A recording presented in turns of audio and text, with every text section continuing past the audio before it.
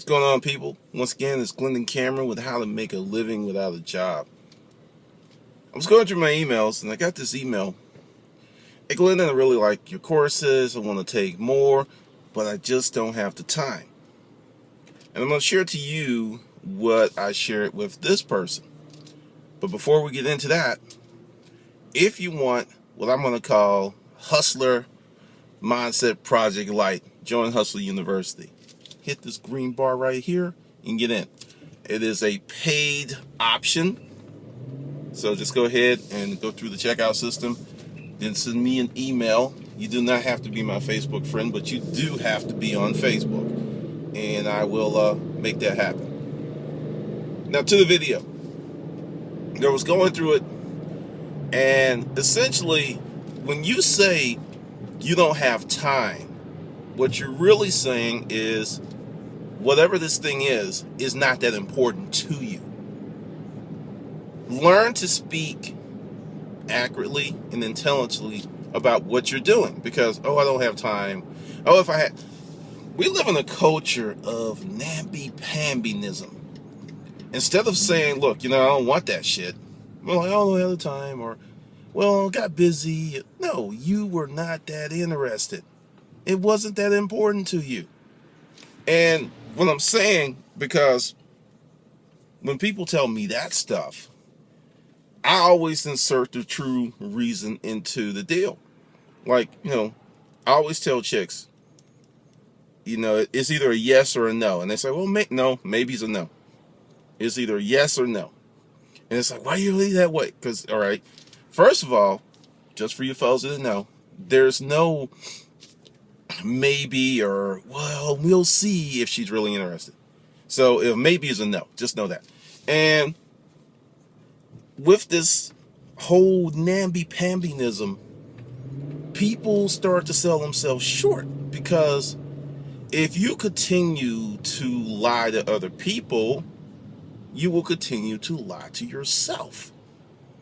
This is what happens. Anything that enters your mental environment and is pretty prevalent, you start to take that on. That starts to be your thing. That starts to be the dominant theme of who you are. And if you're always saying stuff like, I don't have the time, well, I'll get around to it, and you never do, you create an environment of flakiness. And I want you to ask yourself this question. How often do you complete the task that you start? And if the answer is maybe 50% of the time, or worse, you're a flaky person. You're putting yourself in situations that you shouldn't be in. And understand, if you're not taking my courses or it's too much, that's cool. I mean, you're just saying that, hey, I have things in my life with a higher priority, which is an intelligent decision to make. But I don't have enough time. You're lying to yourself. And you're creating, like I said, a flaky environment, an environment of mediocrity.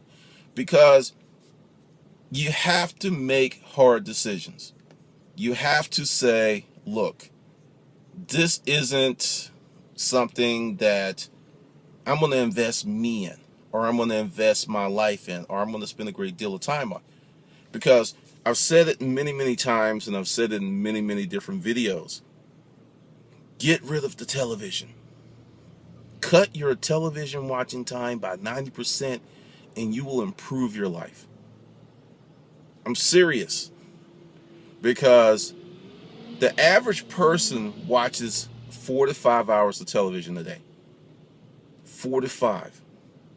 On top of your job, on top of your child rearing duties, on top of going to school. A lot of people get in 4 to 5. Some people get in more. Watching television. Talking about people that you don't know. Doing these things that really don't put any money in your pocket. And go back to 5 hours a day. And it goes up on weekends. That's about, say, 30, 35 hours a week. 70 hours a month. Whoa, I'm sorry. I am wrong. Over 100 hours a month watching television. 100 hours a month entertaining yourself. If you are broke, you're living in really bad circumstances, you don't have enough money to pay your bills, you can ill afford to spend 100 and something hours entertaining yourself. You truly don't have the time to watch television, but to the core part of this video, you make the time. It's not a question of I don't have enough time or why you don't. It's a question of priorities. Because you make the time. I've seen this so many times. People that are damn near indigent, but they have a television, they have PlayStation 2, got cable, playing internet games, and they wonder why they're broke. You would make more money if you cut your television time by 90% and start reading a book a week. That simple act will activate more forces in your life to make money than you could believe. And it's extremely cost efficient. If you can't afford to buy the books, you can go to the library or Goodwill. Go to the library, get them free. Or go to Goodwill, pay $1 to $3 for it. I mean, so it's not even a serious cost containment issue. It is once again, a priority issue. What are your priorities? So next time you're saying, I don't have enough time, slap yourself and say, okay, this isn't really, all right, the deal is, this isn't really worth my time, or I don't see the value of my time invested in this. And when you start speaking to yourself like that, you'll start speaking to other people. Because many people do the Jedi mind trick to themselves. Like, well, I don't have enough time.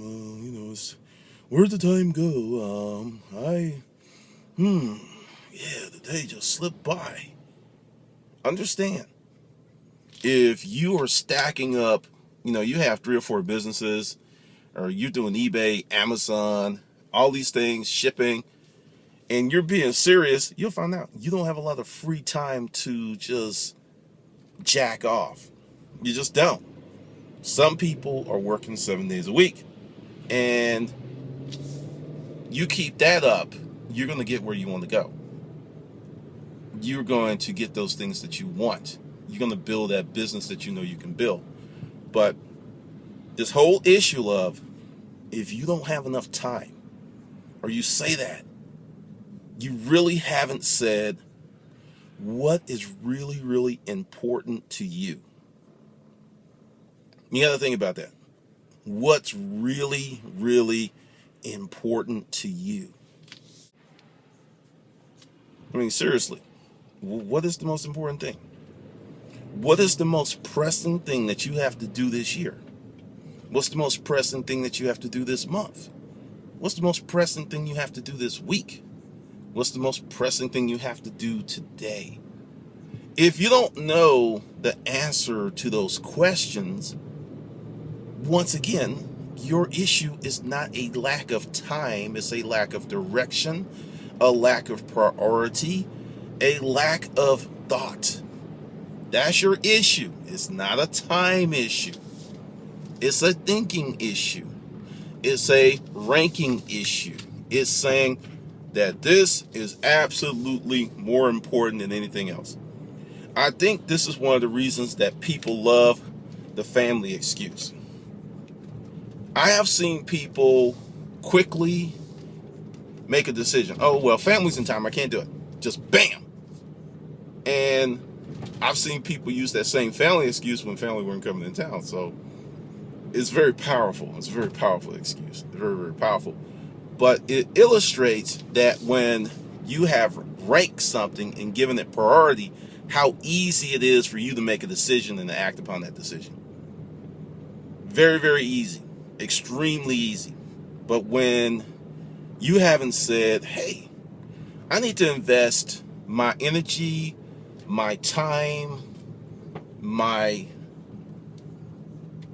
assets here, you're just kind of all over the place. So if you find yourself running out of time, you should really say what's most important. You should ask yourself that question frequently. What's most important? I'm an internet marketer, and there's a great deal of information on the internet, and I had to learn how to boil down who I listen to, where I get my information from, because there's so much information. And I have a system. I will go like this, because one of the things is, a Facebook page, and at some point I am going to make the time to devote myself to it. But right now, I have other things that come before it. Notice that whole statement. It wasn't like, I don't have enough time. No, I got other stuff that I must do that is of a higher priority than my Facebook page right now. But I do look at information, because there's so many people out there saying how to trick out your Facebook page, how to make it better. And I just pulled away from that, because I want to sit down and digest it, because like I said, I have other stuff that I'm working on that has more priority, a higher rank, a higher calling. So essentially, at one point, I'm going to probably do a webinar on how I do that, because last night I had a great webinar on how to develop courage. The people liked it. I was asked to actually continue that series, so I'm going to do it. I just need some more time to put it out. But you have to come up with systems and processes to guide your life, because absolute freedom to do what you want, how you want, when you want is nice, but it's a facade. It's a facade. Even people who are retired have a certain order of how they spend their time. And if you notice, the most happy, productive people who are retired have something to do, somewhere to be, show up to do something. It's important. This whole facade of just sitting on your ass doing nothing. Most people who are productive, thinking, have some sense of value of themselves, that's the last thing they want to do. Just sit on their ass and do nothing. That's just not who they are. That's just not. They're going to do something, even in retirement. So let that notion go, because when you've done a lot of work, when you have put in the time, when you have really, really worked hard, when you take a day off, you take a vacation, it is so much sweeter. It is so much sweeter. I'm going to give you a little test to conduct. Take your favorite dessert, right? Don't eat it for 2 months. Or actually, throw everything out. Take your favorite dessert out. If you like pizza, take pizza out, lasagna, and just eat a really balanced, bland diet for a month or two. Then go ahead and take your favorite dessert or pizza, whatever, and notice how much better it tastes. You'll be like, whoa, your mouth will be watering. Because the thing is, as you continue to give yourself stuff that you want that is of pleasure, it loses its pleasure power, because you're doing it all the time. And when I say, all the time, like you're eating the pizza every day, or you're, once a week you should be good, something like that. But deny yourself. Then do it. I'm telling you, when you are humping, when you're putting out and you take a day off, it feels so good, because you, on some levels, depending upon how you are geared, you may feel that you deserve it, or you may take it as a day to really recharge. But understand, this issue with not having enough time is mostly a lack of direction. That is it. A lack of direction, a lack of planning, and a lack of thought. So next time you're saying those words, I don't have enough time, ask yourself this question. Do I have enough priorities? Think about it. All right, this is Glendon, and I will see you on the good side.